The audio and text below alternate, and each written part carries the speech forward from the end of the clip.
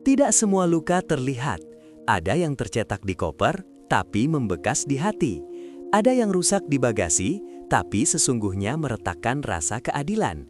Inilah kisah seorang penumpang bernama Daniel Hutasoit yang memilih berdiri dan bersuara, bukan demi uang, melainkan demi hak.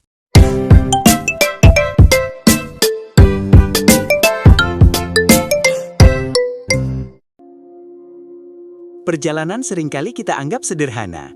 Naik pesawat, duduk, mendarat, lalu pulang membawa cerita. Namun, bagi Daniel Hutasoit, perjalanan dari Jakarta pada 8 Maret 2025 justru menjadi awal dari kisah yang lebih panjang. Bukan tentang jarak, melainkan tentang keadilan yang terasa jauh dari genggaman. Keesokan harinya, Daniel baru menyadari sesuatu yang mengganjal. Kopernya rusak, retak, penyok, dan tak lagi sama seperti saat diserahkan. Sebuah benda yang mungkin tampak sepele bagi sebagian orang, tapi menyimpan nilai, kenangan, dan rasa tanggung jawab yang seharusnya dijaga. Daniel tak tinggal diam. Ia mengajukan komplain ke kontak center Lion Air Group, lengkap dengan bukti. Harapannya sederhana, tanggung jawab. Sebuah pengakuan bahwa ada kesalahan dan ada upaya memperbaiki. Namun jawaban yang ia terima justru terasa dingin dan berjarak. Maskapai menyatakan laporan seharusnya dilakukan sebelum penumpang keluar dari area kedatangan. Sebuah prosedur yang kaku, tanpa luang empati. Di titik itu, Daniel merasa bukan hanya kopernya yang diabaikan, tetapi juga haknya sebagai konsumen. Kecewa berubah menjadi tekad. Daniel menggugat Super Airjet ke Pengadilan Negeri Pekanbaru. Bukan dengan tuntutan fantastis, melainkan hanya Rp100. Sebuah angka yang terasa ganjil, tapi syarat makna.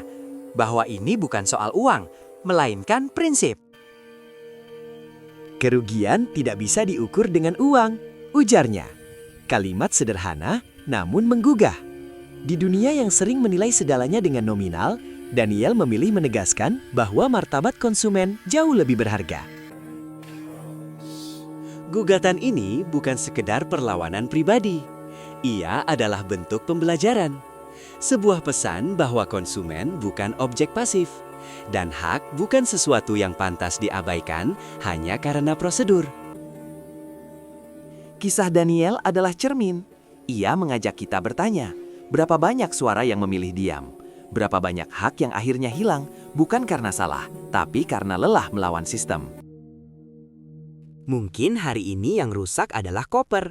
Tapi jika dibiarkan, esok bisa jadi kepercayaan.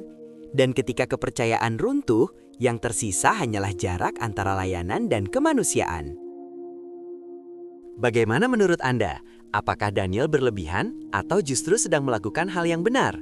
Tulis pendapat Anda di kolom komentar. Suara Anda bisa menjadi dukungan, bukan hanya untuk Daniel, tetapi untuk semua konsumen yang ingin diperlakukan dengan adil. Jika Anda merasa cerita ini penting, bantu sebarkan. Like, komentar, dan bagikan video ini. Karena perubahan seringkali dimulai dari satu suara yang berani berbicara.